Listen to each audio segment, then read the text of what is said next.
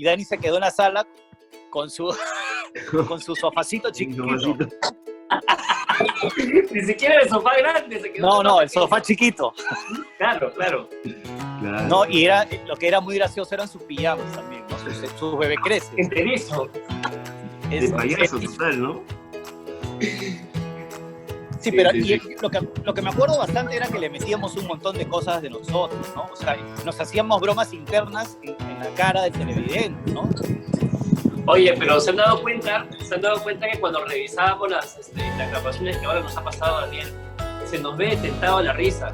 O sea, porque claro, nosotros nos conocemos. O sea, imperceptible por cualquiera, pero nosotros sí nos damos cuenta que estamos ahí, que no. Por supuesto. He visto una escena que tú te encuentras con Twiman, Gabo, y después Twiman dice Richie pesado, no sé. Claro. Entra su jato, ¿no? Dice, puta, este huevón para hablar, carajo. Sí. O como cuando le decía a Gustavo, bueno, ¿cómo te gusta el trago, hermano? No, también lo más gracioso. Una vez tuvimos una graciosísima porque estaban marcando la escena y Fiorella Flores tenía que chaparse a un pata X. Era un extra X que supuestamente tenía que chapar. Pero era marcando la escena y se lo chapó porque por volada. De hecho, el extra feliz se lo chapó y Dani dijo, oye, pero si estamos marcando, ¿por qué te lo chapas? Y me caí de la risa porque realmente fue gracioso porque nada que ver, pues, ¿no? Ganadazo el extra, ¿no? De todas maneras. Qué gracioso, pero sí, era muy divertido. Yo me acuerdo que también, no solamente en Mil Oficios, que hacía una vez, cuando íbamos a grabar, teníamos escenas tarde en San Efraín. Creo que era íbamos a grabar lo de Generación Richie, lo del Festival de San Efraín. Hicimos parrilla en su casa. ¿La escena a las 5 de la mañana? Claro, que decíamos que nos habían citado a las 5 de la mañana y nos íbamos a la casa del niño a hacer parrilla, sí. Oye, ¿verdad? Ese día se preparó un pescadito a la parrilla envuelto de aluminio. Atún y con espárragos. Y con espárragos, qué rico. Sí, yo me acuerdo. Y nos tomamos una botella de vodka con Red Bull. Su madre. Y ese día lo recuerdo también por otras cosas, Daniel. Sí, me acuerdo. Puedes compartirla. Más, regresamos a grabar, ¿no? Creo que regresamos a grabar en un estado claro. Fuimos a tu casa.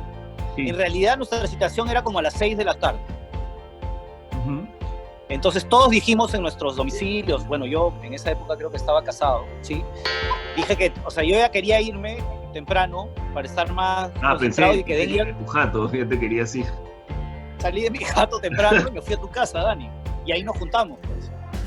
Y de ahí nos fuimos juntos bien doblados. Mi viejo no se encontró, ¿no? No, espérate. Ese día fue cuando llegamos ya para grabar. Y tú te le acercas a Efraín y le dijiste, oye, mira, los Federicos llegaron tarde, los putean. Y los puteó Pacheco, al loco más loco y a Germán. Sí, le metí una puteada así y le dije, y además se lo dije serio, pero Efraín se hacía el serio, pues sabía que yo estaba jodiendo. Y le dije, Efraín, nosotros desde acá, desde una tranca además, nosotros desde acá, desde temprano acá esperando para grabar, mira los Federicos, ni siquiera se han cambiado y llegan tarde, puteanos, Efraín está loco, puteanos. ¿Te acuerdas del esfuerzo para la fucking coreografía y no hicimos ni mierda? Oye. Y sí, no hicimos nada. No. Ahí está tú. Pero esa grabación fue épica. Además terminamos como a las 4 de la mañana, creo. Sí, claro. Y dime por qué, Gabriel, tú estabas en tu última escena, habrías escrito todo tu texto en la mano. No me acordaba nada. Y Efraín me metió una puteadaza también. Generalmente no me puteaba Efraín. No sé por qué no me puteaba, pero me metió una puteada. ¡Ya, carajo, todos los que van a hacer en tu casa! Bien borracho estaba en ese día. Sí, estaba bebido, Daniel, todos. Sí. Nos bajamos todos los pisos de Bacus. Pero es que siempre había trago en el Amauta, qué bestia.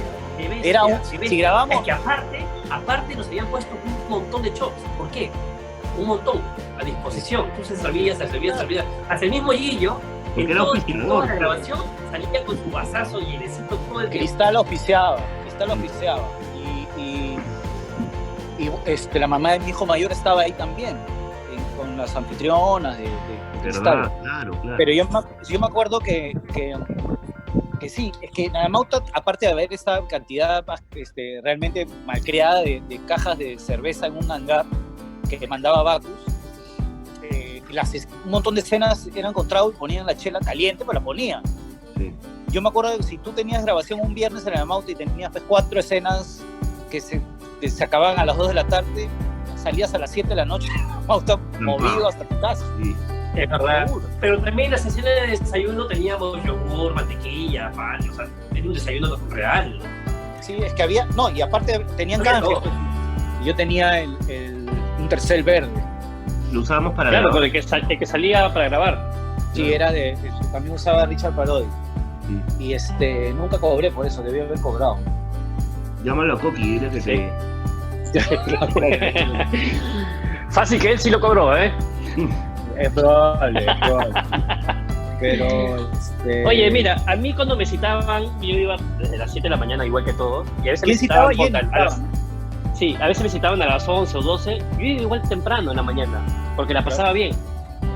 Desde temprano. Y cuando terminaba de grabar, me quedaba una hora más. O sea, se pasaba bien. O sea, era un ambiente de puta madre. Un buen ambiente de trabajo. Claro. Y yo, de hecho, si tenía un hueco me quedaba porque yo vivía en Los Álamos, imagínate, vivir de la Mauta a Los Álamos para volver a regresar. O sea, hablo de la época de la Mauta. 2003. 2003. ¿No? 2002, sí, 2003. Sí, porque ya luego cuando fuimos al salonazo, ya el ambiente era demasiado tenso, bastante hostil. Sí. Yo no me acuerdo, yo creo que hice muy poco en el Amauta. Solamente eso. Fue. Sí. Las primeras escenas fue porque ya me iba. ¿Cuánto tiempo estuvimos en el salonazo? ¿Un año? Más que eso, ¿no? Sí, fácil. Sí, no más que un año. Oye, ¿y les pagaron ese año la firma? No, a mí no me pagaron. ¿En todo un año? No, en todo un año. Sí, me deben un plata. Creo que los últimos meses, los últimos 3 meses. No, ¿Los últimos más. 3 meses te pagaron o los últimos 3 meses no? No me acuerdo bien, la verdad, pero creo que eran los últimos 3 meses que no me pagaron. Mira, desde que tomaron el canal, dejaron de pagar. Eso hoy en día, por ejemplo, sería impensable, ¿no? Imposible. Te cae el ministerio, te multan. Me imagino que ahora... Sí, ya sabemos que fue un tema político, ¿no? Fue ahora absolutamente no podría, político. Edición Yo tengo una recién grabación detrás de cámaras. Yo venía tengo una de grabación hacer detrás de telenovelas. Y se nos ve muy divertido. O sea, claro, cuando dicen corte, la parte que se vive el antes y el después era un mate de risa. Sí, claro, yo, como les cuento, yo venía de hacer novelas de Iguana, porque tenían por ahí algunos matices divertidos, pero eran novelas al fin y al cabo, saben cómo son las novelas. Entonces llegar a Mil Oficios para mí fue espectacular, porque bueno, yo entré un poquito antes, tú ya estabas, Dani, porque entré como un personaje fluctuante en realidad, ¿no? Que iba, el que hacía casting y esta vaina. Bueno, y terminé quedándome, pero o sea, realmente la temporada donde estuvimos nosotros, esa que arrancamos grabando en Punta Sal, que fue espectacular, que estábamos en la Mauta todo el día, era, o sea, realmente divertido. Además, yo esperaba con ansias, en muy pocas producciones me ha pasado de leerme todos los guiones, el guión completo. En Mil Oficios me lo leía todito. Leía Claro. todo el guión. Muy divertido. Sí, era muy divertido. Me ha pasado. De hecho, yo no había visto la serie antes de entrar. Sabía que existía, pero nunca había visto un capítulo completo. También, es verdad también que cuando grabamos en el Amauta era un formato no tan cuadriculado, digamos. Efraín había dirigido toda su vida Risas y Salsa y él dirigía las escenas y o sea, no había un nivel de perfeccionamiento o del detalle como hay hoy, ¿no? Ay, pero pasó esta boda, no pasa nada, sigamos, ¿me entiendes? Sí. Entonces, yo creo que eso además el televidente lo percibía, entonces lo sentía más suyo el producto, ¿no? Más como ellos, más como uno, no tan acartonado, era más de barrio, ¿no?